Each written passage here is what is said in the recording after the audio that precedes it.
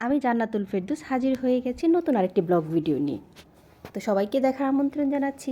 Hello everyone, আসসালামু আলাইকুম। সবাই কেমন আছেন? আশা করছি সবাই খুব ভালো আছেন। তো আমরাও ভালো আছি আলহামদুলিল্লাহ। তো দেখতেই পাচ্ছেন আমার ছেলে রেডি হচ্ছে তো এই কেকটা কাটার জন্য। সংসারের নানা ব্যস্ততার কারণে ভিডিওটা আমি আপলোড করতে পারিনি, লেট আপলোড হচ্ছে। তো তারপরেও আপনাদেরকে দেখার আমন্ত্রণ জানাচ্ছি। আমার এই ছোট্ট ছেলেটা কেকটা দেখার পর থেকেই সে কাটার জন্য খুব অস্থির হয়ে গেছে। তো দেখতেই পাচ্ছেন এত নাচানাচি করছে।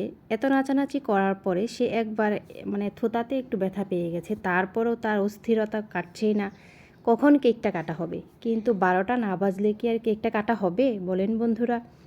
তো রাত 12টার সময় আমরা আমার এই হাতে বানানো কেকটাই কাটবো। তো হাতে মোবাইল নিয়ে আমার মেয়ে দাঁড়িয়ে আছে, আর মাত্র 1 মিনিট বাকি আছে। আমরা 1 মিনিট আগে থেকেই এভাবে দাঁড়িয়ে আছি, দেখেন আমরা কতটা এক্সাইটেড।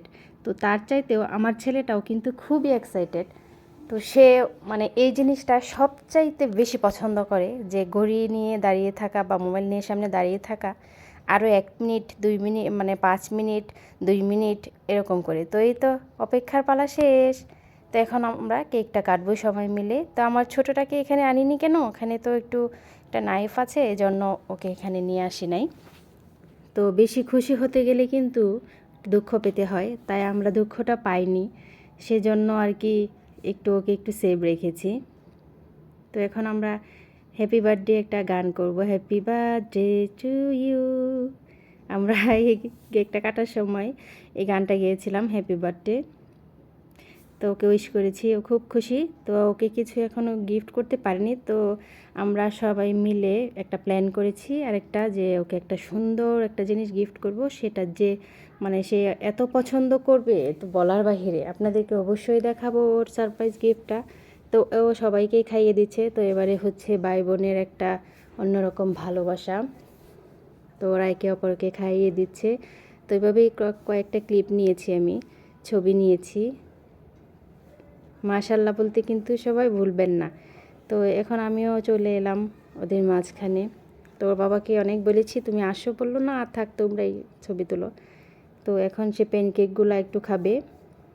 তো এই তো একটু আসলো, তারপরেও খেতে চাচ্ছে না কিছুই, কারণ হচ্ছে রাত 12টা বাজে, রাত 12টার পরে আসলে খাওয়া ঠিক না।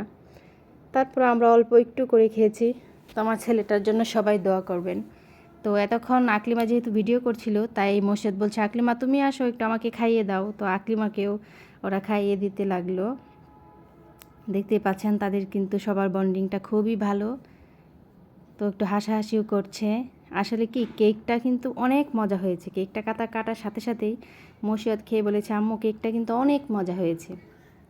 তো আমার ছেলের জন্য সবাই দোয়া করবেন, আর সুস্থ থাকবেন, ভালো থাকবেন। আল্লাহ হাফেজ।